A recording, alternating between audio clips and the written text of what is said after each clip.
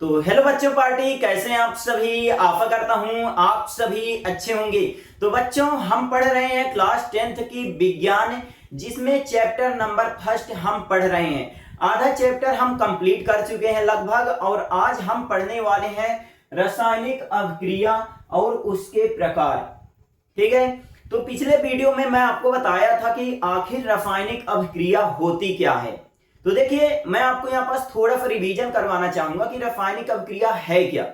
तो जब दो या दो से अधिक पदार्थ किसी अभिक्रिया में भाग लेते हैं तो एक या एक से अधिक क्या बनाते हैं, उत्पाद बनाते हैं। ठीक है, या पदार्थ बनाते हैं। अब जब रासायनिक अभिक्रिया हुई तो अभिक्रिया के पहले जो पदार्थ के गुण थे वो अभिक्रिया के बाद जो पदार्थ बनेगा उसके गुण से अलग अलग हो जाएगा।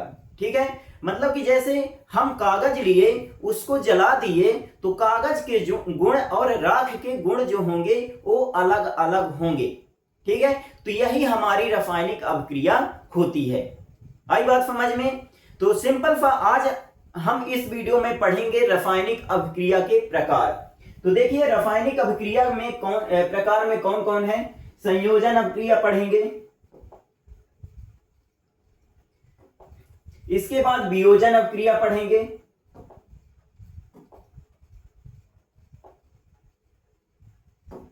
इसके बाद विस्थापन अभिक्रिया, द्विविस्थापन अभिक्रिया, उपचयन अपचयन और रेडॉक्स अभिक्रिया क्या होती है, इनके बारे में हम पढ़ेंगे। और ये जितनी भी रासायनिक अभिक्रिया होती हैं ये बहुत इंपॉर्टेंट होती हैं। मैं आपको स्टेप बाय स्टेप सब कुछ समझाने की कोशिश करूंगा, तो वीडियो लास्ट तक देखिएगा। और यदि आपको कुछ भी पूछना है आप कमेंट जरूर करिएगा, मैं आपको रिप्लाई जरूर करूंगा। तो चलिए बच्चों स्टार्ट करते हैं। तो पहला जो हमारा रासायनिक अभिक्रिया का प्रकार है वो कौन सा प्रकार है, संयोजन अभिक्रिया।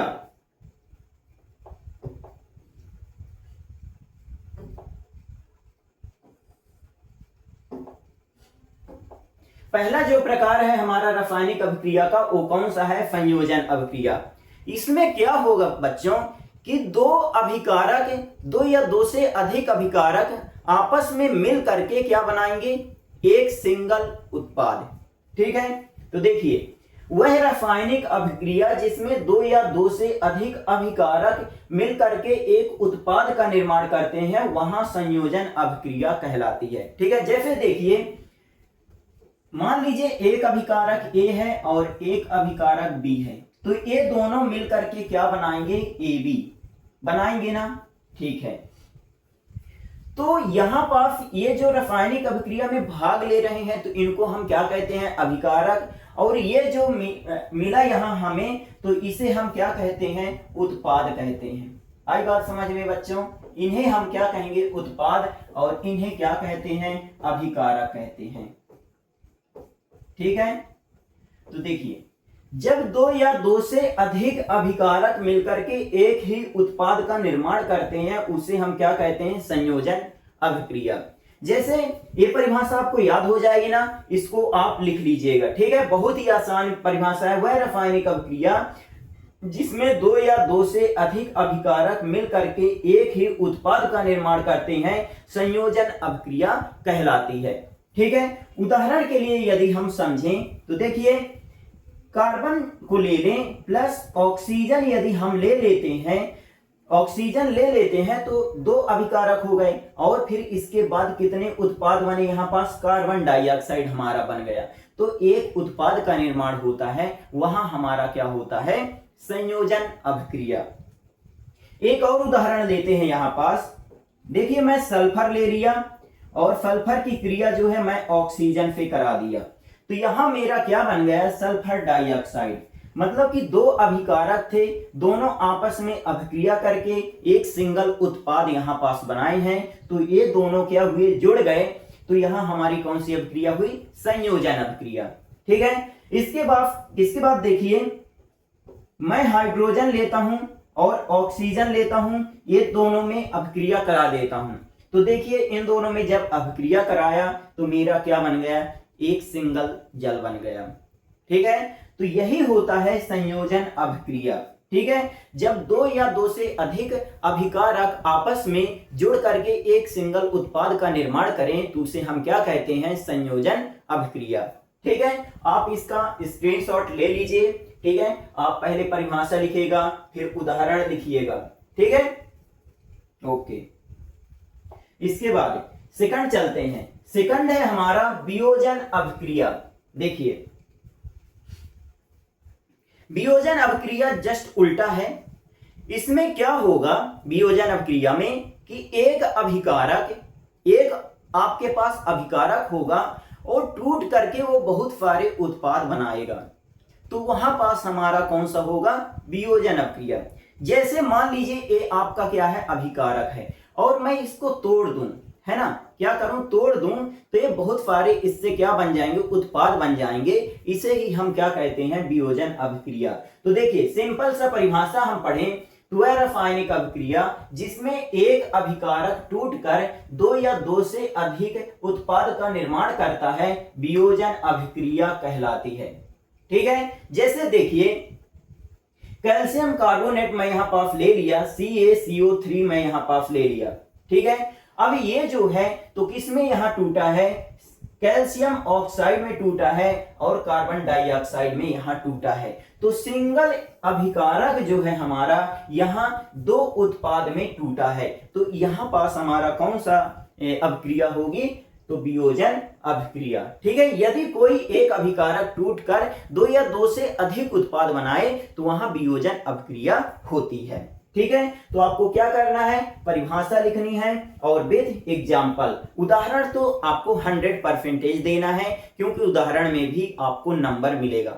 यदि आप उदाहरण नहीं लिखते हैं तो आपको जो है नंबर नहीं मिलेंगे। यदि 2 नंबर का है तो 1 नंबर 100% काट लेते हैं। ठीक है, तो आपको जो है तो परिभाषा लिखनी है और उदाहरण भी आपको लिखना है। ठीक है, इन तीनों में से आप लिख लीजिएगा जो भी आपको आसान लगे। इसके बाद नेक्स्ट चलते हैं। थर्ड नंबर हमारा आता है विस्थापन अभिक्रिया। विस्थापन अभिक्रिया मैं आपको सिंपल तरीके से यहां समझाने का प्रयास करूंगा। मान लीजिए कि आपका कोई दोस्त है और वो आपसे ज्यादा ताकतवर है, तो क्या करेगा, वो आपके घर में कब्जा कर लेगा, है ना। सिंपल सा यहां यही होता है कि जब कोई अधिक अभिक्रियाशील तत्व कम अभिक्रियाशील तत्व को उसके यौगिक से हटा करके उसका स्थान स्वयं ले लेता है तो उसे विस्थापन अभिक्रिया कहते हैं। देखिए आपके घर पे जो है तो वो आपका दोस्त इतना ताकतवर था कि आपको हटा दिया, आप कमजोर थे, आपको हटा दिया, तो वहां पास क्या है, कौन सी अभिक्रिया हो जाएगी, विस्थापन अभिक्रिया। देखिए CuSO4, ठीक है, कॉपर सल्फेट, यहां पास हमारा क्या था, जिंक था, क्या बन गया, देखिए जिंक जो था कॉपर को हटा दिया, ठीक है, और क्या बना दिया यहां पास, और खुद जाकर के जुड़ गया, ZnSO4 हो गया, और यहां पास Cu को बोला, तांबा को बोला कि आप भाई अलग हो जाओ।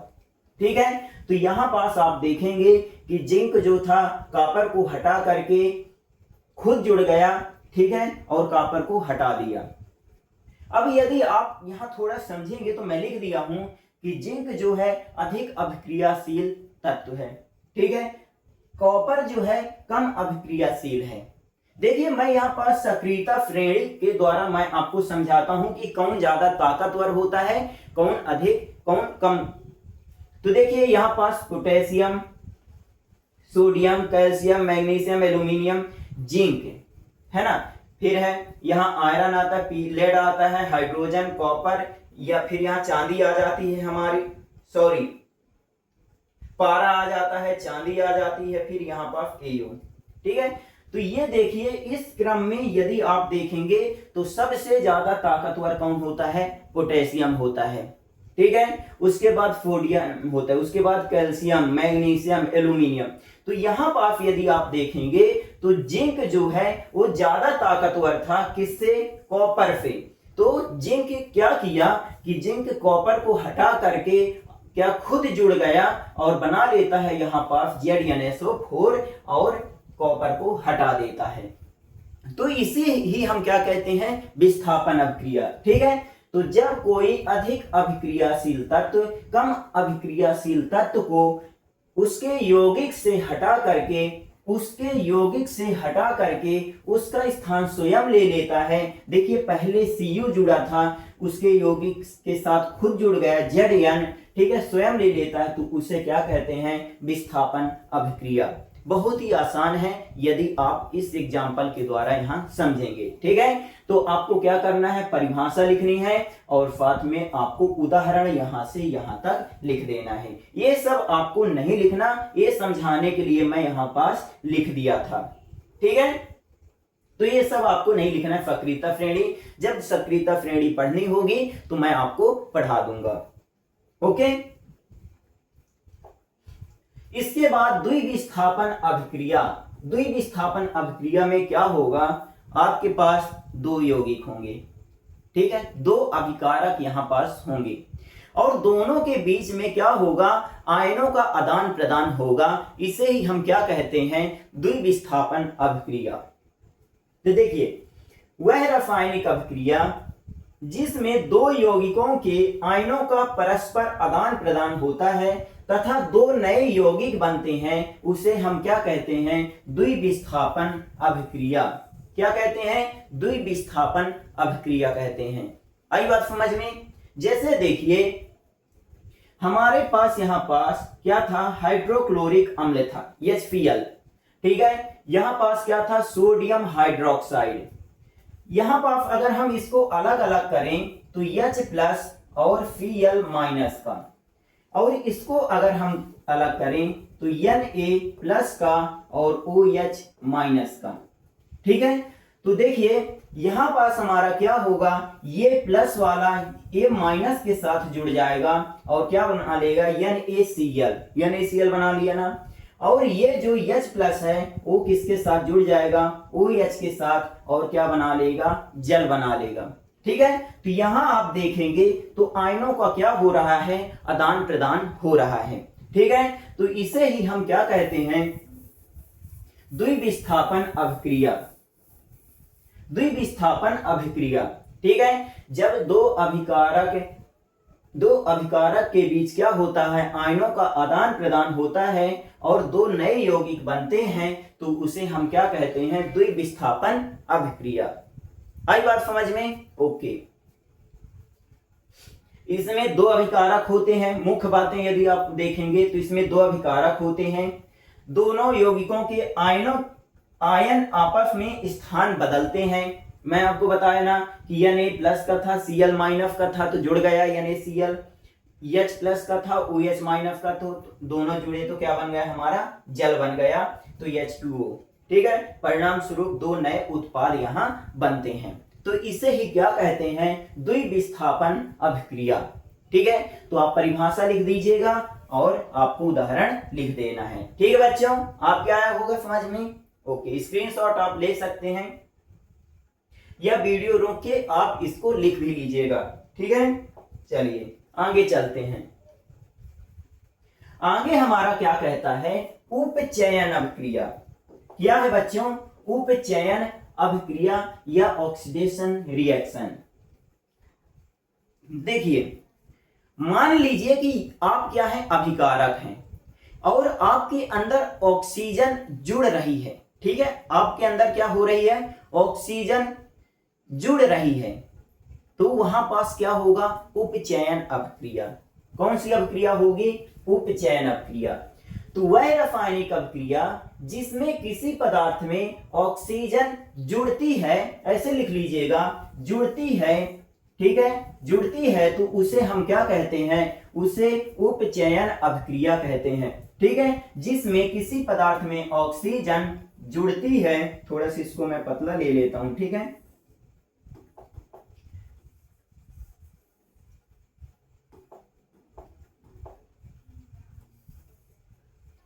ऑक्सीजन जुड़ती है तो उसे उपचयन अभिक्रिया कहते हैं। जैसे देखिए यहां हमारा क्या था, कॉपर था, तांबा था।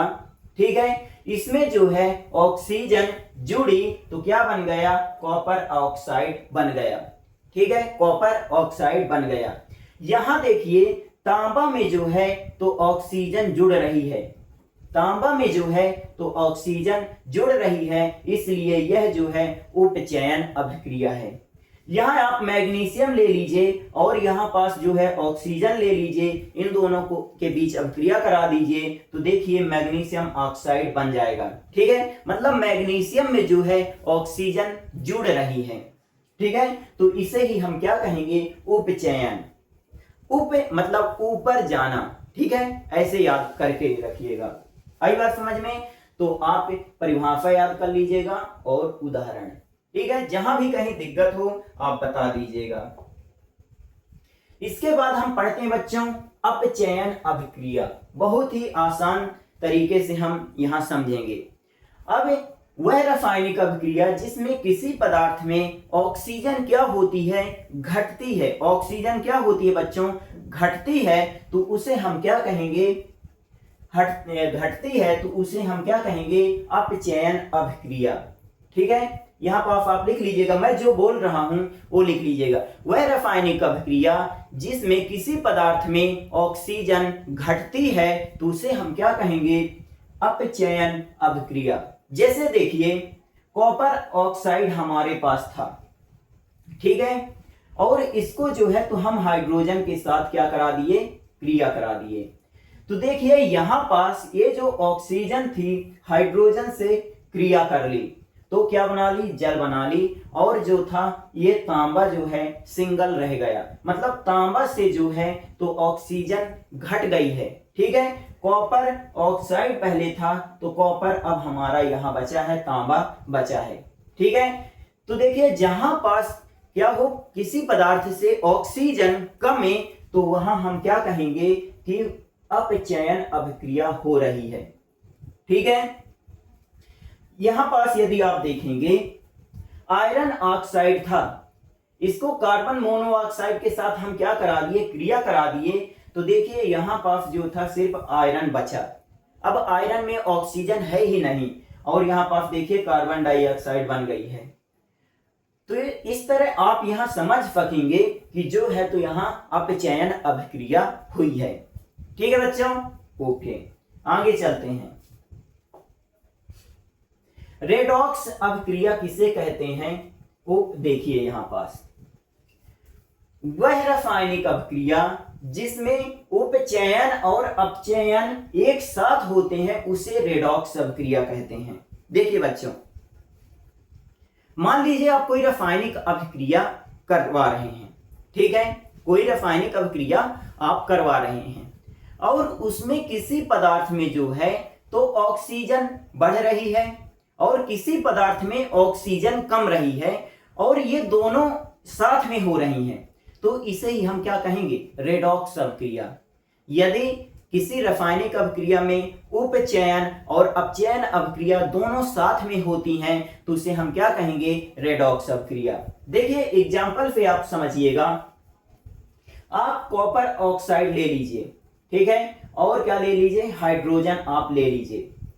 फिर देखिए यहां पास जो है तो ऑक्सीजन कम रही है ना, या इससे जो है तो ऑक्सीजन कम रही है, ऑक्सीजन हट रही है, इसलिए जो है तो इसका क्या होगा, अपचयन होगा ना। ठीक है, अब देखिए यहां पास हाइड्रोजन में जो है तो ऑक्सीजन क्या हो रही है, बढ़ रही है ना, और हाइड्रोजन के साथ क्या है, यहां ऑक्सीजन क्या हुई, जुड़ रही है, बढ़ रही है। देखिए पहले हाइड्रोजन में एक भी ऑक्सीजन नहीं थी तो यहां पास हाइड्रोजन में ऑक्सीजन जुड़ गई, मतलब कि यहां पास क्या हो रहा है, उपचयन हो रहा है। ठीक है, यहां पास क्या हो रहा है, उपचयन हो रहा है। आई बात समझ में?